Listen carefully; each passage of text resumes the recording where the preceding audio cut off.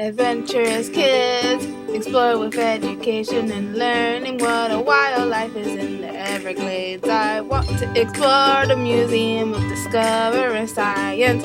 What plants do butterflies like? I want to know about Key West. Adventurous kids, learning and fun.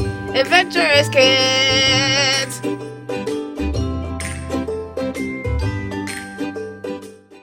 Today I'm going to tell you about Cubism. Cubism is an early 20th century avant-garde art movement that revolutionized European painting and sculpture and inspired related movements in music, literature, and architecture. Cubism has been considered the most influential art movement of the 20th century.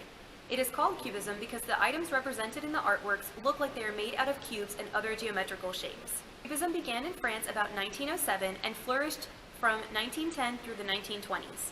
It was pioneered by Georges Braque and Pablo Picasso. Pablo Picasso's 1907 painting Les Demoiselles d'Avignon was an early Cubist work.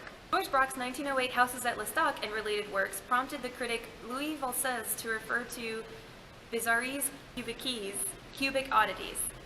Picasso and Braque only showed their artworks in privately owned galleries. Because of this, they are called the Gallery Cubists.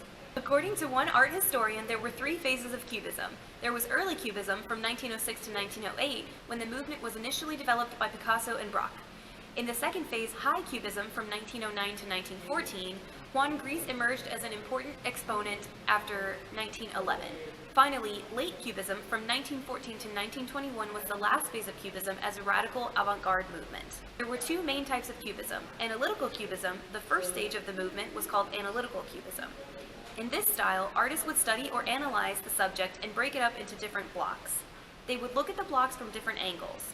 Synthetic Cubism, the second stage of Cubism, introduced the idea of adding in other materials in a collage. Artists would use colored papers and other materials to represent the different blocks of the subject. Georges Braque. Braque is one of the founding fathers of Cubism along with Picasso.